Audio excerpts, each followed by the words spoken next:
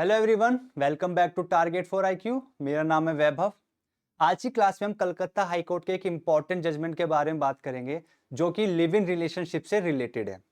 जैसा हम और आप जानते हैं, इंडिया में लिव इन रिलेशनशिप एक लिव इन रिलेशनशिप को लीगलाइज माना गया है।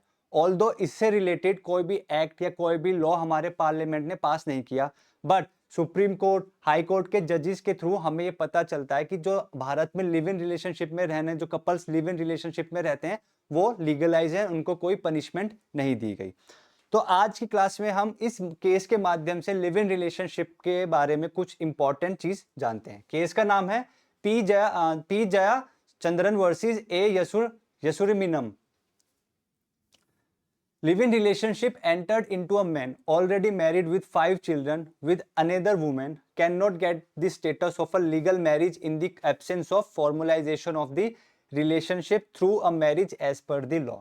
कलकत्ता हाई कोर्ट ने बोला है कि अगर कोई व्यक्ति है जिसने किसी महिला से शादी करी है और शादी के थ्रू 5 बच्चे उसके ऑलरेडी हैं और उसके बाद वो किसी और दूसरी महिला के साथ लिव इन रिलेशनशिप में रहता है, तो वो जो लिव इन रिलेशनशिप है उसका कोई भी स्टेटस नहीं है, उसको हम as per the law legal बिल्कुल भी नहीं मानेंगे। ठीक, इस कलकत्ता हाई कोर्ट ने बोला।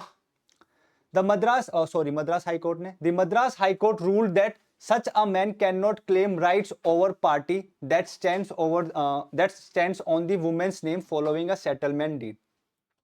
कलकत्ता हाई कोर्ट ने एक चीज और बोली कि वो जो महिला थी जिसके साथ वो लिव इन रिलेशनशिप में रह रहा था, अगर उसकी कोई भी प्रॉपर्टी है तो उस प्रॉपर्टी में अगर वो महिला मर जाती है तो उस प्रॉपर्टी में उस आदमी का कोई भी अधिकार नहीं है। अगर वो ये कहता है कि वो जो प्रॉपर्टी थी वो उस महिला के नाम थी और हमारे बीच में कोई सेटलमेंट हुआ था, कोई डीड एग्जीक्यूट हुई थी, उस डीड के अकॉर्डिंग वो प्रॉपर्टी मेरे पास आनी चाहिए थी, तो कलकत्ता हाई कोर्ट कहती है कि ऐसा बिल्कुल भी नहीं होगा, प्रॉपर्टी आपके पास ट्रांसफर नहीं होगी। क्यों नहीं होगी? क्योंकि जिस लिव इन रिलेशनशिप का आप ग्राउंड बना रहे हो उस लीगल रिलेशनशिप की in the eyes of law कोई भी वैल्यू नहीं है, इसको हम लीगल नहीं मानेंगे, वैध नहीं मानेंगे। ठीक। The appellate Jayachandran school teacher was, ये अब फैक्ट स्टार्ट हो गया कि केस हुआ क्या था एक्चुअल में। ठीक, आइए जानते हैं। The appellant Jayachandran a school teacher was married to a Stella and had 5 children. यानी कि जो कलकत्ता हाई कोर्ट में जो जिन्होंने अपील फाइल की है, यानी जो लिव इन रिलेशनशिप में जिस महिला के साथ रह रहे थे उनका नाम था जयाचंद्रन और वो स्कूल टीचर थे। उनकी शादी हुई थी स्टेला से जिसके 5 बच्चे थे। ठीक, शादी से उनके 5 बच्चे थे। He entered into a live in relationship with a Margareta Arul Mozhi, यानी कि जो मार्गेरेटा अरुल मोजी थी उसके साथ वो लिव इन रिलेशनशिप में आए। Who was working as a head mistress of a panchayat union middle school. और जो ये अरुल मोजी थी, यानी जिस महिला के साथ वो लिव इन रिलेशनशिप में आए, वो पंचायत यूनियन में हेड मिस्ट्रेस थे, यानी उनकी गवर्नमेंट जॉब थी। He effected a settlement deed in the name of the Arul Mozhi in 2010। यानी कि जब वो लिव इन रिलेशनशिप में आ गए थे दोनों, तो 2010 में वो जो आदमी था उसने अरुल मोजाई के फेवर में 2010 में एक सेटलमेंट डीड करी थी। यानी कि उस आदमी के पास जो प्रॉपर्टी थी वो प्रॉपर्टी उसने अपने लिव इन रिलेशनशिप में जिस महिला के साथ रहता उसको ट्रांसफर कर दी 2010 में एक सेटलमेंट डीड के माध्यम से। ठीक, और वो प्रॉपर्टी क्या थी? वो प्रॉपर्टी थी प्लॉट, यानी उस आदमी के पास प्लॉट था जिस उस प्लॉट को उसने ट्रांसफर कर दिया था उस महिला के नाम पर। फिर बाद में क्या हुआ, 2013 में उस महिला की हो गई डेथ जिसके साथ वो लिव इन रिलेशनशिप में रह रहा था। जब उसकी डेथ हो गई तो 2013 में जब डेथ हुई तो उसी साल वो जो सेटलमेंट डीड जो एग्जीक्यूट पहले कर रखी थी 2010 में, उस आदमी ने क्या किया, 2013 में उसको कैंसिल कर दिया।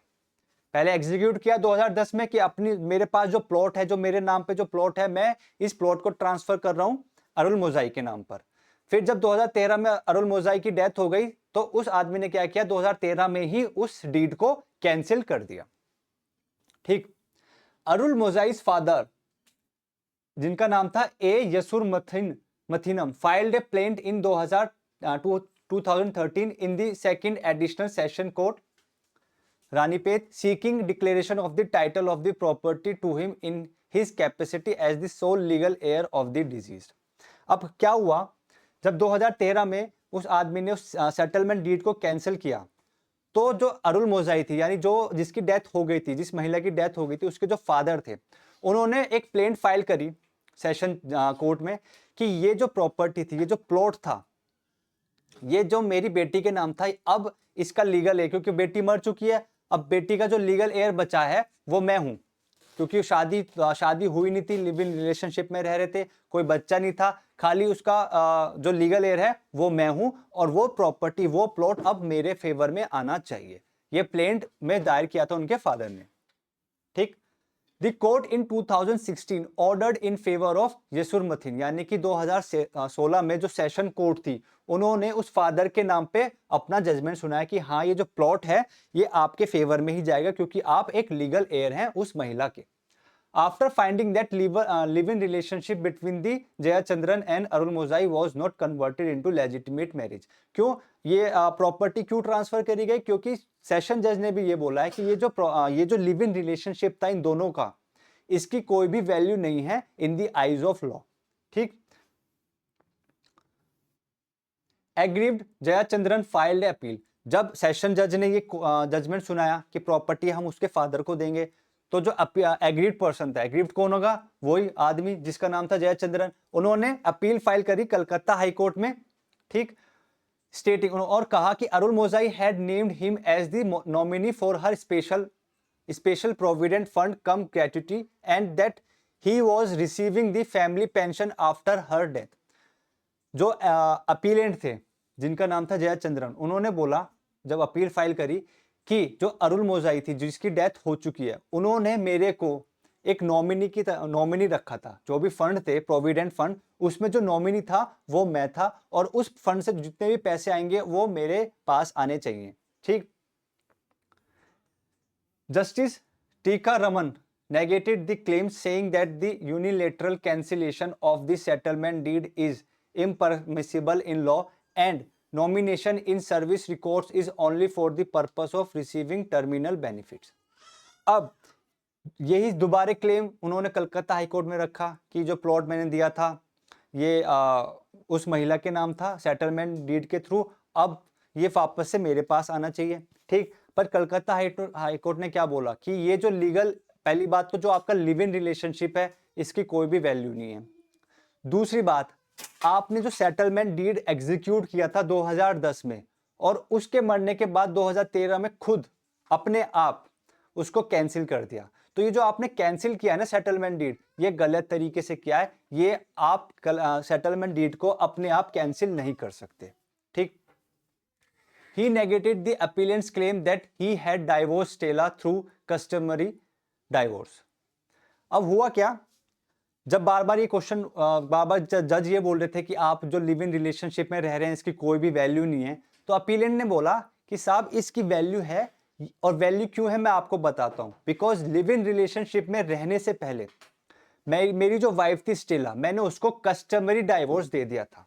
देखिए, कस्टमरी डाइवोर्स हिंदू लॉ में दो टाइप के डाइवोर्स होते हैं, यानी कि आप तो कोर्ट के पास जाके डाइवोर्स क्लेम करें, या अगर आपके कस्टमरी डाइवोर्स एग्जिस्ट रहते हैं तो आप कस्टमरी डाइवोर्स भी दे सकते हैं। कस्टमरी डाइवोर्स क्या होते हैं? जैसे कि जो हमारे पूर्वज जिस कस्टम को फॉलो करते करते डाइवोर्स दे सकते हैं, जो अभी भी चलन में है, अगर वो ही चलन हम उसी चलन के माध्यम से डाइवोर्स दे सकें तो उसको हम बोलते हैं कस्टमरी डाइवोर्स।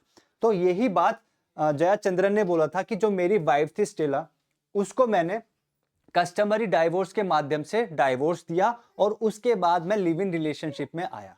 तो जब मेरा कोई ऑलरेडी पार्टनर नहीं है, मेरी कोई वाइफ नहीं है, मैं सिंगल हूं, तो मैं लिव इन रिलेशनशिप में आ सकता हूं, और उसकी वैल्यू हो सकती है, उसका जो वैल्यू है in the eyes of law वो एक लीगल लिव इन रिलेशनशिप है। ये बोला था अपीलेंट ने। बट कोर्ट ने क्या बोला? The court said that divorce between Christians has to be effected on certain grounds described under Indian divorce act. But यहां पे जो पेज फंसा, जो पॉइंट कोर्ट ने नोटिस करा, कोर्ट ने कहा कि आप क्रिश्चियन हैं, ये जो आप बात बोल रहे हैं कस्टमरी डाइवोर्स, ये हिंदूज पे अप्लाई होता है, ना कि क्रिश्चियंस पे। अगर क्रिश्चियंस को अपनी वाइफ को डाइवोर्स देना है तो वो इंडियन डाइवोर्स एक्ट के थ्रू ही डाइवोर्स देंगे। ठीक। तो आप पे कोई क्रिश्चियन आप पे कोई कस्टमरी डाइवोर्स तो अप्लाई होता ही नहीं है, तो जब आप बोल रहे हैं कि आपने कस्टमरी डाइवोर्स के माध्यम से अपनी वाइफ को डाइवोर्स दिया और आप लिव इन रिलेशनशिप में एंटर कर गए, तो अभी भी आपकी जो वाइफ है वो आपकी लीगली वाइफ है। और उसके बाद जब आप लिव इन रिलेशनशिप में घुसे हो, तो वो जो लिव इन रिलेशनशिप है वो शून्य है, क्योंकि वो उसकी कोई भी वैल्यू नहीं है। The judge stated that the relationship was not one in the nature of marriage and her status was that of concubine. जज ने एक चीज और बोली कि जो आप लिव इन रिलेशनशिप में घुसे हो, आप एंटर करे हो, उसकी कोई भी वैल्यू नहीं है, उसको हम मैरिज की तरह कंसिडर बिल्कुल भी नहीं करेंगे। और जो आपकी पार्टनर थी, लिव इन रिलेशनशिप में जो पार्टनर थी, उसको हम कॉन्क्यूबाइन की तरह ट्रीट करेंगे। द जज order that as The judge ordered that as Yasurmathinam passed away, the two parties from his side are entitled to the property.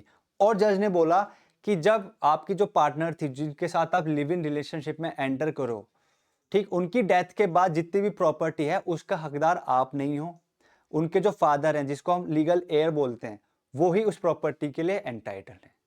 तो ये जजमेंट आया था कलकत्ता हाई कोर्ट का। मेरे को अच्छा लगा तो मैंने सोचा आपके साथ भी डिस्कस किया जाए। एक लिव इन रिलेशनशिप के बारे में कुछ अच्छा पॉइंट आया है कि क्या लिव इन रिलेशनशिप के माध्यम से अगर आप रह रहे हो और आपके पार्टनर के पास कोई प्रॉपर्टी है, तो क्या वो प्रॉपर्टी उसके मरने के बाद आपको मिल सकती है? बिल्कुल मिल सकती है, बट उसमें कंडीशन है, आप ऑलरेडी मैरिड नहीं हो। वो जो लिव इन रिलेशनशिप में आप घुसे हो, आप एंटर कर रहे हो, वो लीगल होना चाहिए। अगर वो लीगल है, उसके बाद आपका कोई भी पार्टनर मर जाता है, चाहे लड़का मरे या लड़की मरे, और उसके पास उसके नाम पे कोई प्रॉपर्टी है, तो वो प्रॉपर्टी आपको तभी मिलेगी जब वो live in relationship in the eyes of law valid हो। आई होप आपको जजमेंट अच्छा लगा हो। मिलते हैं नेक्स्ट वीडियो में। Thank you.